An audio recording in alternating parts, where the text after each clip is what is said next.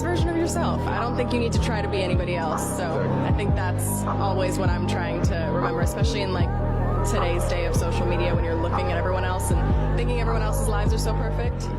Oh, the forehead is out today. Oh my God, why does this happen? Welcome back to another video. I hope you're good. I hope you're great. I hope you're well. I hope you're alive. I hope to God you're alive because you're watching this video. It is currently 8:50 a.m. We have a full body workout today. So I look a bit crusty. I'm gonna get ready for the gym. Probably gonna put a little makeup on my face because I always try and take advantage of my time in the gym and just shoot content. Can you guys believe that we're already 2 months into 2024? Like for me, I felt like January went by super quick, but a lot of people felt like January was so slow and dragged out. But I think it's because a lot of shit happened in January and it just felt like January was like a year in itself. But we're in February and we're still hanging on to those goals. So I'm here to keep you accountable. We're not skipping today's workout. Get yourself together, get dressed. I'm here, I'm holding you accountable. We're gonna do this full body workout and we're gonna feel great. Anyway, so yeah, let's go get ready. No, because literally tell me why my microphone died. So I'm charging my mic while I'm wearing it because the battery died, and I charge this battery before I use it. One of the biggest questions that I always get from people is why I moved back to Nigeria. Was it my decision to move back? Just why? Because usually everybody is trying to leave and then I'm back. So people are often confused as to why. First of all, well, it was not my decision and I was not born in the United States, despite what a lot of people might think. I actually was born in Nigeria. For those who don't know me or are new here or just confused or thinking the same thing, I was born in Nigeria. My family went to the United States when I was 5 years old. My childhood was pretty normal. It was kind of bittersweet in a way. I don't know, living as immigrants. I grew up kind of very restricted in a way. My parents were traditional African parents, Nigerian specifically, so I don't think I really need to go into any more detail than that. If you are African, if you grew up with African parents, you know they're very strict and with a lot of tradition, a lot of culture, religion as well. My dad was very strict, so we weren't really allowed to have a lot of friends, go out, party, sleepovers, things like that. Even having friends over like that, it was kind of like a no-no. So I think that made me a very introverted kid. And even as an adult now, like I'm still very much like quiet to myself. So I feel like that's where a lot of it comes from. So oftentimes people won't really understand why you are the way you are or why you're just not, and a lot of it comes from childhood, When it came to like school in the United States, elementary school was pretty rough. I did not really like elementary school that much. Elementary school is like primary school here in Nigeria, so in case you're confused. I was bullied. Guys, they used to bully me in elementary school. They made fun of my name, my hair, the way I spoke. I was bullied. I was not the popular kid. I just wasn't what I am right now. I mean, like I said, I went there when I was 5 years old. So this was like around 6, 7. This is not now where it's cool and popular to be. Like if you're Nigerian, like being African now is cool. Like people are vibing to Afro beats. People's favorite artists is like Burna Boy and Wizkid. We didn't have that back then. It wasn't until I got into middle school, which was like junior secondary school. Again, reference for people who live in Nigeria who don't understand the school system. So middle school is like junior secondary school. So that was a time where I felt like I was a bit more adjusted with the school system and just like being social. I started making a little bit more friends. I started coming out of my shell a little bit more.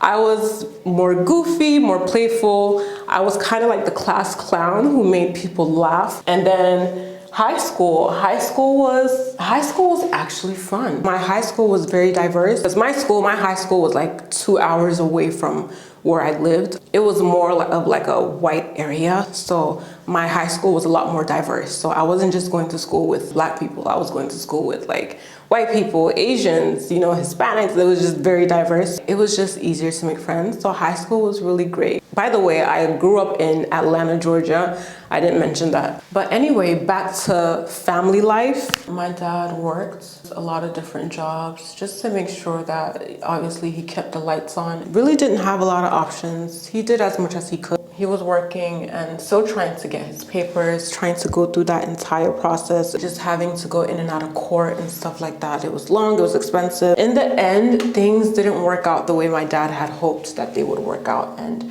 we did end up living in the United States for 10 years. In the end, he had to make the difficult decision to move back home. And I know how difficult that decision must have been for him, because I know how much he did want us to stay and at least finish school, like go to college and do all that kind of stuff. And, you know, it just didn't work out the way he had hoped it was going to work out. I mean, imagine just living your entire life in one place and this is all you really truly know. All your friends are here. Like, this is your life. And then it's been uprooted and you have to make this quick move. It's not like we were given like a year to get ready and prepare. No, this was like in a matter of a few weeks. I don't even remember telling my friends that I was leaving. I kind of just left. And I'm sure a lot of them were wondering, like, what happened to Sandra? Like, she just disappeared. And it really genuinely felt like that. It felt like I was disappearing. That was how, you know, we came back home. And I had to, like I said, adjust to this new society, this new system. It was really hard. Moving back to Nigeria, we started school almost immediately. We started school that same month, that September. Just getting adjusted to the education system, like the school system in Nigeria. It is so different. I was like, oh. When you misbehave here in Nigeria, it's okay for teachers to hit their students. And I'm like, you could literally go to jail for that in the United States. That is, you don't do shit like that. But here it was so normal. And I remember the first time I got in trouble in class. Woo, I remember that teacher. I'm never gonna forget her. She was our form mistress. So she was like the head of our class or whatever. They called them form mistresses. I did not like this woman. I know she didn't like me. This was what happened. She left the class and she told us not to talk. So she asked somebody in class to take names and she left the class. And somebody in the back made a joke and I laughed. A lot of other people laughed. Like, I was sitting in front, so I couldn't see behind me. So, but I know I laughed and a bunch of other people laughed and whatever. So she came out of her office and she was like, who was talking? And everybody was quiet. Nobody wanted to say anything. She asked again, she was like, who was making that noise? I'm quiet, I'm looking around, I'm like, I'm not telling on myself. And I didn't know it at the time, but the girl that was sitting behind me, she pointed at me and I didn't see it. So my form mistress walked into the classroom. She was like, you stand up. She was talking to me. She said, Sandra, stand up. And she was like, why were you talking? I said, somebody told a joke and I laughed and I wasn't the only person laughing. Somehow she didn't believe me. She was like, I should hold out my hand so that she can flog me. I was like, you are not hitting me. And mind you, I'm 15 years old. I have a bad attitude. Like, I'm already mad at the fact that I'm here. So don't piss me off even further. I'm not doing that. I'm not gonna let you hit me. And then I don't know what happened and what escalated the situation, but I think I told her, I either called her stupid or I told her to shut up. It was one of those S words. She got mad. Why would you want to flog me? The whole class was laughing, but it's only me that you want to attack. No go happen. She told me to leave the class. Get out, so leave. I was like, thank you, please. I don't even want to be here. As I was leaving, she was flogging me like my back. And I was cut. Oh, I was so mad that day, guys. That was like the first few months of SS1, and after that, like the next 3 years, it was actually really good. I did pretty well, but it was really tough. Like, the school system here was so hard. Like, just getting adjusted to even like the grading system and then the subjects that we had to do in school, because here in Nigeria, you can do like 14 different subjects in one semester. Yeah, that was probably the hardest thing to get used to. And of course, like just the environment and the culture was different. Even when I used to talk, like people didn't understand what I was saying. So I had to repeat myself so much. I hated presentations.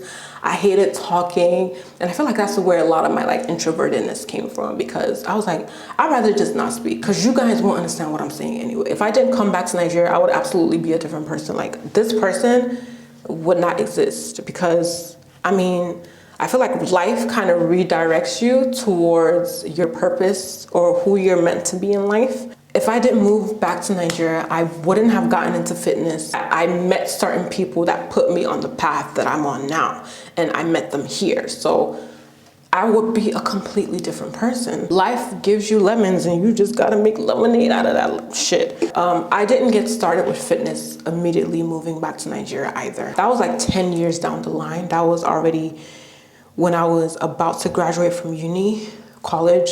I think I was like 22, 23 at the time. I went to the gym with one of my friends one day, or he literally dragged me to the gym. I didn't just like, hey, let's go to the gym. He was into fitness already, and he was always like, you know, you should start training, you should start doing this, let's go to the gym, let's go to the gym. And he tried to get me to go to the gym a million times before I actually was like, okay, let's go. And that was it. You know, from there, I picked it up. He taught me the basics. He taught me the ropes, the fundamentals early on, and I just stuck to it.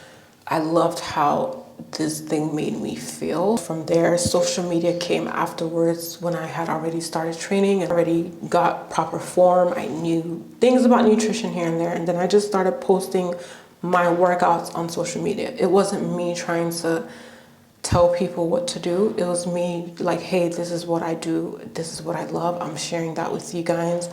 And people just started gravitating towards my account, my page, and that's when I began to grow on social media. So for me, fitness wasn't like a career goal. It wasn't something that I sat down one day and was like, this is what I want to do with my life.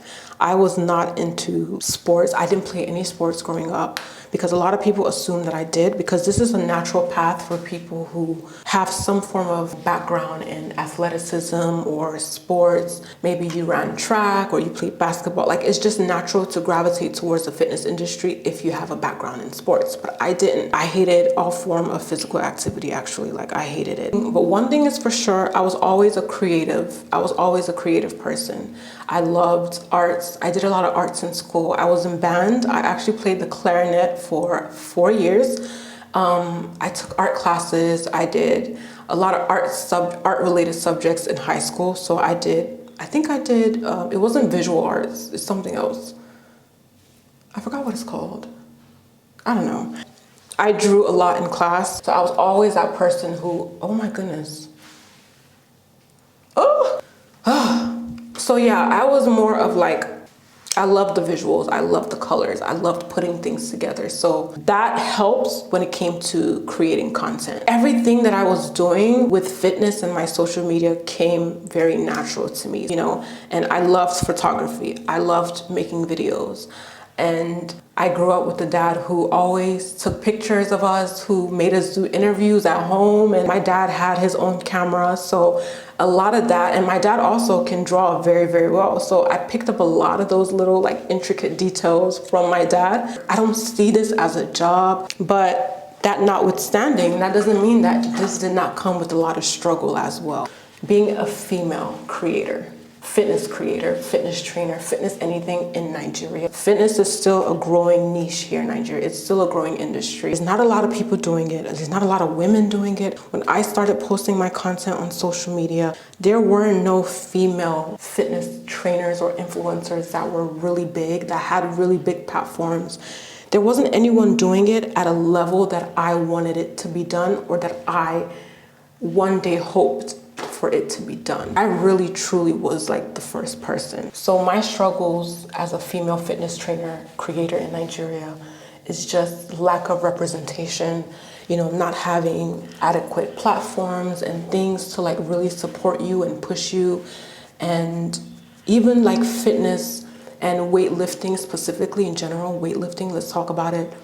It being accepted here in Nigeria is it's almost like I said, it's growing, but it's almost non-existent. And there's societal stereotypes of women who lift weights and have muscle definition. And these societal stereotypes, they really discourage women from lifting weights because, I mean, women who have muscle or muscle definition is looked like it's frowned upon. It's as if you're doing something negative to your body. It's like, why do you want to turn into a man? Why do you want to be masculine? Why do you want that look? So it's just so many things in place that just discourage women from lifting weights entirely. And because a lot of women are not fitness inclined here still, you don't see a lot of women do it.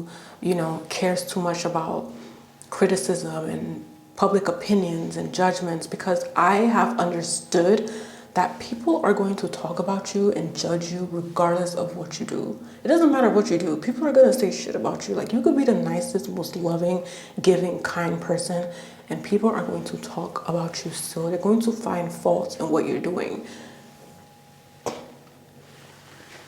I do what I do so well, so I think a lot of people assume that I must not live in Nigeria. Like, it's not possible. At the end of the day, you just have to be somebody who just doesn't really care about being judged, criticized, or just talked about. Because for me, I've gotten to that place where I don't care. Like, I know people are going to talk about you regardless of what you do. Also, if you allow people to project, you're never going to accomplish what you want to accomplish. And it's so funny because even when I started my fitness brand, I remember telling one of my friends, I was literally designing my logo for my fitness brand at the time, and I was like, I really want to take this fitness thing seriously.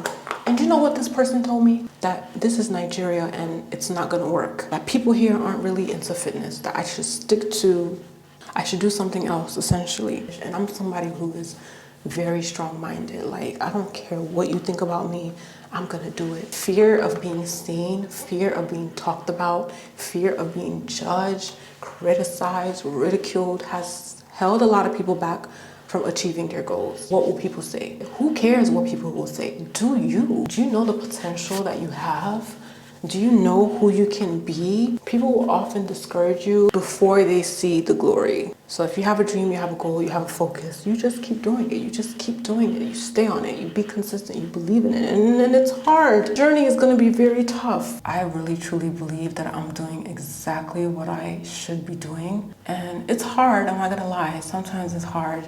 You know, as I get older, you want more, but at the same time, looking back at where I've come from and the things that I've accomplished with so little, I've done a lot. If for anything, if I have anything to be grateful for, it's exactly this. That is it, that is all. I'm sorry for this long rant. Well, it wasn't really a rant, I wasn't ranting. I was just telling you guys a little about me, my story.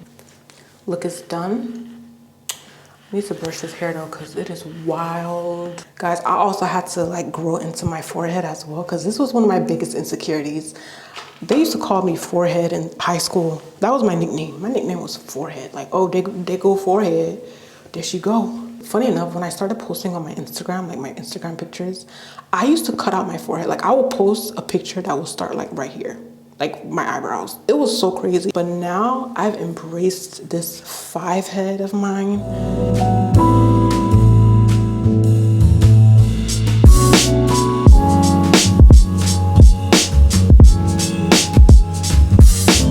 I'm not sure if I want to wear my hair up like this. I feel like it makes my head look like a triangle. Anyway, time for me to pick out what to wear. Actually, I'm not picking out what to wear because I know what I'm gonna wear. This set from Prozis. I've seen the comments, guys. I do have a try-on haul coming. I have a lot of try-on hauls coming to my channel, so don't eat me up. I got you, I promise. So this is the set that I'm wearing, and I absolutely do love their clothing because it's very durable and the fabric is quality. So this is the Spark high waist shorts in beige. So it has a high-rise waistband, so you can see how high this waistband is. Usually normal waistbands are probably about here. So this one is gonna give you full coverage, like your midsection. So if you're somebody who doesn't really wanna show too much stomach, if you're feeling a little bloated, you know, we have those days, then this is perfect. So this type of waistband really gives you core support. Like I hate when, you know, you wear a pair of shorts or leggings and the waistband always rolls or folds or it just like shifts out of place. That's so annoying. But this is definitely something that will stay in place. And it has this knitted fabric. So I don't know, I'm gonna come closer to the camera just so you can see it. Ooh, okay, there we go. So it's super thick and it is very stretchy. It's stretchy on all sides. I do wear an extra small to small. This is just size reference. If you want to check it out, I'm going to leave the link in the description. The reason why I can wear an extra small is because of how stretchy and elastic the fabric is. So it really does grip me and hold me properly. I like my activewear very, very fitted. I don't like any loose fabric anywhere. A sports bra as well. It do have like this deep plunge, not too deep, but you're gonna get a little, you're gonna have some, you know, cleavage showing. The strap at the back is just a simple cross strap. And this is also in a size extra small.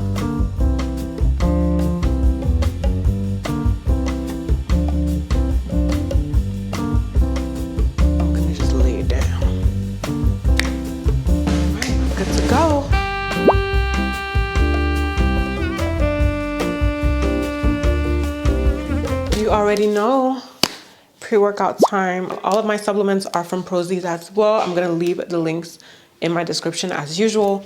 Oh! I did 2 scoops of pre-workout before all of my workouts. Yeah, we're gonna go ahead, take this, and then I'm gonna see you guys in the gym.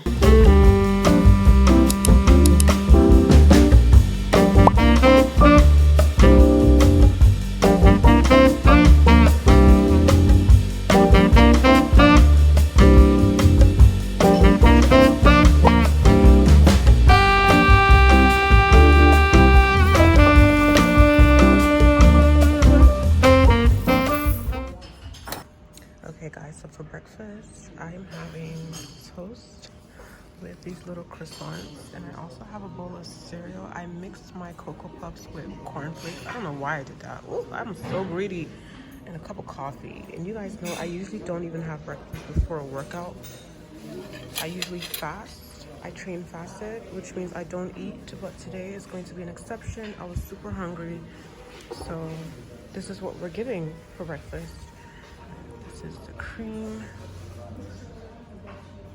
At this point right now, I need to stop eating. It's good to have money. Oh. Yeah, so this is a lot, but yeah, today is different.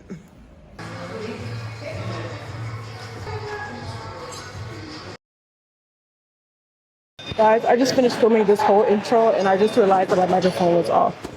Anyway, I made it to the gym successfully. I have my water right here because I already know this workout is going to be gruesome, so I need to stay hydrated, and you should too. For this workout, now you do not need to feel the pressure to be at the gym to do this. So you can do this at home, you can do it at the gym, wherever you feel most comfortable, you can do that. I'm also going to be using a pair of dumbbells I grabbed. I have a 7.5 kg dumbbell for this workout. This will probably be too heavy for my upper body exercise, so I'm probably going to have to switch out to a lighter weight, maybe 4 or 5 kg, but use a pair of dumbbells that's challenging, but still easy for you to get to like 9-10 reps with. And that is it. This is, like I said, a full body workout, so focusing on strength, and perfect exercise for you to get through if you are short on time, have limited space, and just need something quick to get you going. So that's it. First exercise we're gonna do is a squat press, feet slightly shoulder width apart. And then I'm gonna squat down, come up, take the dumbbells up, and we're gonna do 10 reps. All right, let's go. 1, 2, 3, 4, 5, 6, 7. Ooh, these dumbbells is heavy.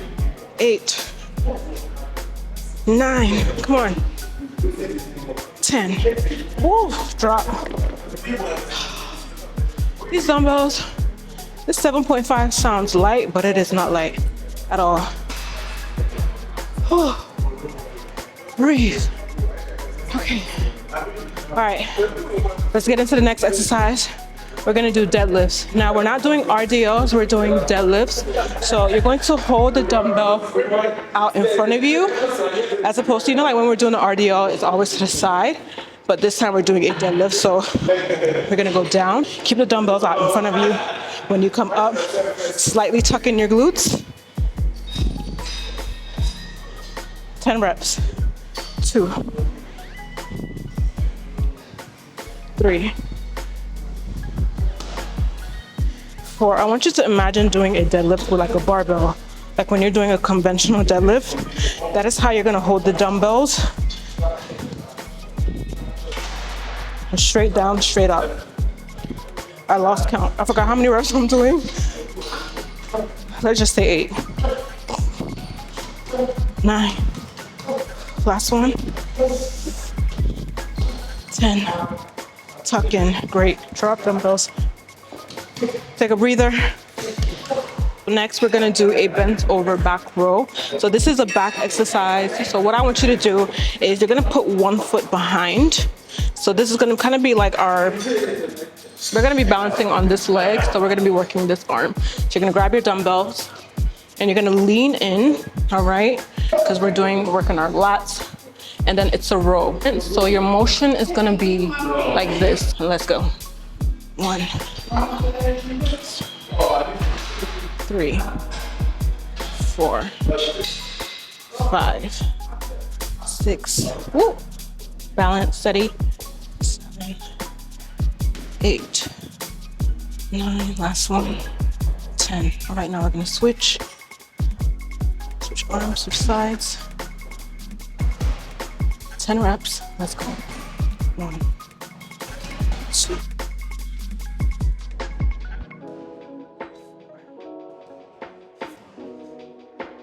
8.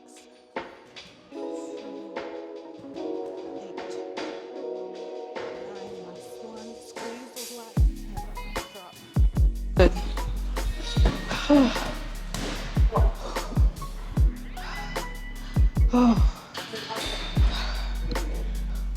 Good job, guys.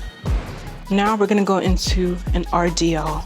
So this is a variation of the deadlift, but this one is specifically working our glutes and our hamstrings, and we're gonna do a glute bias RDL. So pick up your weights.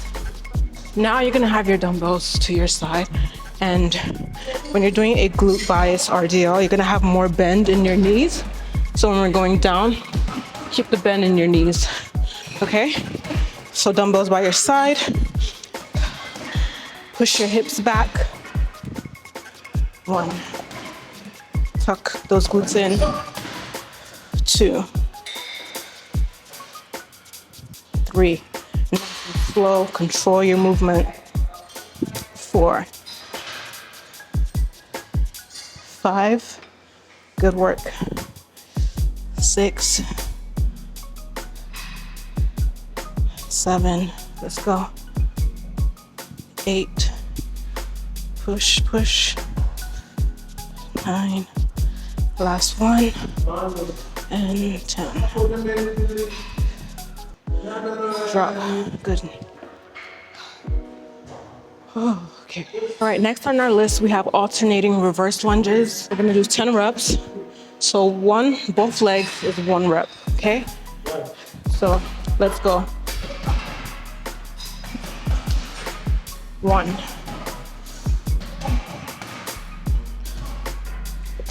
2.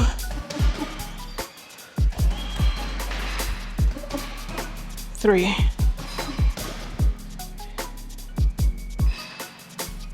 4.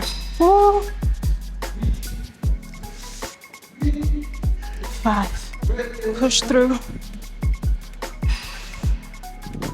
6. Oh my God. 7. I feel like I've done 10 already. 8. Come on, 2 more reps, 2 more reps. 9. Last one, come on. Push. 10. Yes, drop. Ooh. Oh my goodness. Oh, I felt that. All right, next exercise, sumo squats. So your feet are going to be more than shoulder width apart, toes slightly pointed out. I'm gonna grab our dumbbells. I'm gonna hold the dumbbell right here up to our chest. I get my chin tucked into my dumbbell. We're gonna go into a sumo squat. We're gonna do 10 reps. And let's go. 1, 2, 3, 4, 5, good. 6, 7, 8. I want you to move at my pace, so go at my tempo. 9, slow, controlled. That's 1, 10. Drop.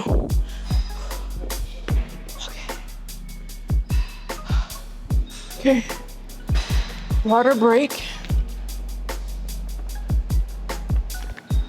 Before we go into our next exercise, which is a dumbbell chest press, flat chest press. So we're gonna be laying on the mat now.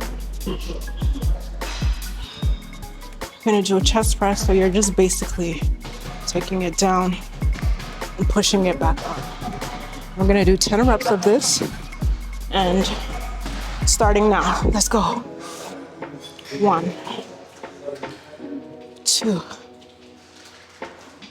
3, 4, 5, 6, 7, 8,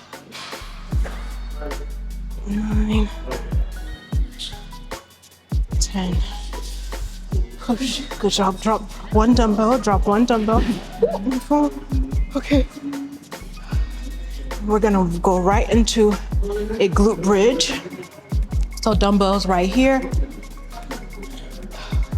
10 reps of this. And let's go. 1, 2. Squeeze your glutes at the top. 3, 4, 5. Good. 6, 7, 8, 9. Last one. 10. Whew, good work. Oh. All right, so now we're gonna finish off with some ab exercises. We've got 3 ab exercises on the docket, starting with jackknives. So you're gonna have your legs out straight in front of you, and you're gonna lay down. And you're going to have your dumbbell over you like this, overhead. And then we're bringing both of our legs up together with our arms. My microphone just snapped off. All right, so both legs up. And just like that. All right, and we're gonna keep our shoulders and our neck off the ground and really engage our core. So we're putting all the energy and pressure in our core and our midsection. So make sure to breathe during this routine. All right, you're gonna breathe in on your way up and out on your way down. Go. In, out. Good. 10 reps. 2, 3, 4.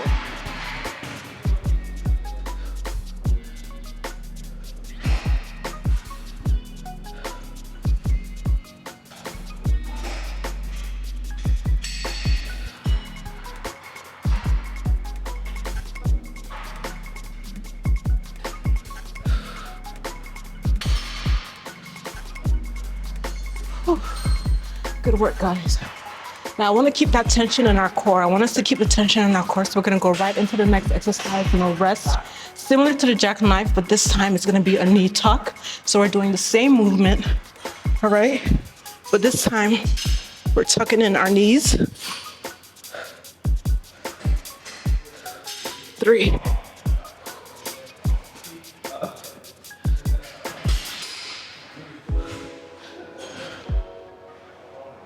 6,